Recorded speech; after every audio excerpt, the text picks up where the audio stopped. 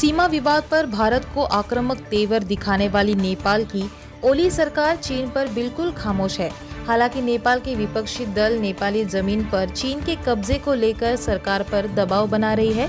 दरअसल एक दिन पहले ही नेपाल के सर्व विभाग की ओर से एक ही रिपोर्ट सामने आई है कि जिसमें चीन के आक्रमण को लेकर आगाह किया गया है। केंद्रीय प्रत्यक्ष कर बोर्ड ने आयकर रिटर्न और पैन आधार से जुड़ी कई सारी डेडलाइन को आगे बढ़ा दिया गया है। कोरोना वायरस महामारी के चलते आयकर विभाग ने यह फैसला लिया है। इसके अलावा टैक्स बचाने के लिए निवेश और कंपनियों द्वारा फॉर्म 16 को जारी करने की तारीख को भी आगे बढ़ा दिया है। कोरोना की दवा कोरोनिल बनाने का दावा करने वाले योग गुरु बाबा रामदेव पर राजस्थान सरकार केस दर्ज कराएगी। सरकार का कहना है कि बाबा रामदेव ने बिना परमिशन ट्रायल किया है, यह फ्रॉड है न कि ट्रायल। बिजनेस के लिए मोदी सरकार बिना गारंटी दे रही है मुद्रा लोन। मुद्रा योजना के तहत बिना गारंटी का लोन मिलता है। इसके अलावा लोन के लिए कोई प्रोसेसिंग चार्ज भी नहीं लिया जाता। साथ ही मुद्रा योजना में लोन चुकाने की अवधि को साल तक बढ़ाया जा सकता है।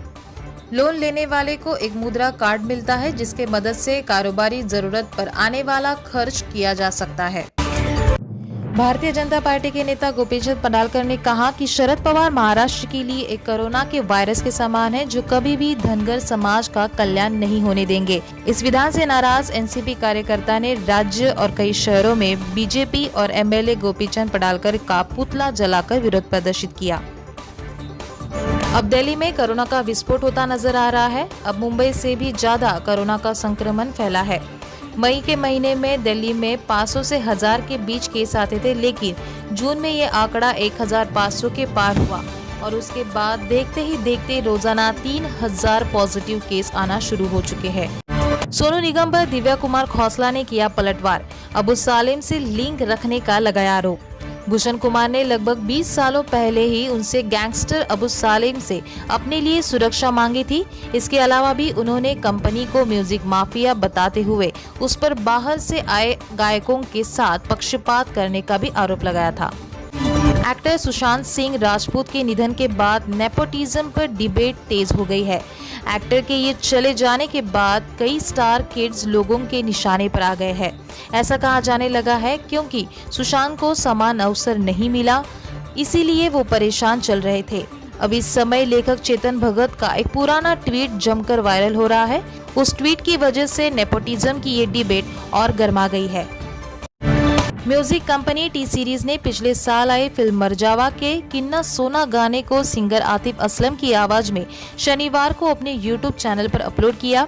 टी सीरीज का यह कदम चित्रपट के मनसे अध्यक्ष आमिर खोपकर ने इसका विरोध किया, जिसके चलते टी सीरीज ने एमएनएस से माफी मांगी और पाकिस्तानी सिंगर आतिफ असलम का गाना यूट्यूब से डिलीट कर दिया।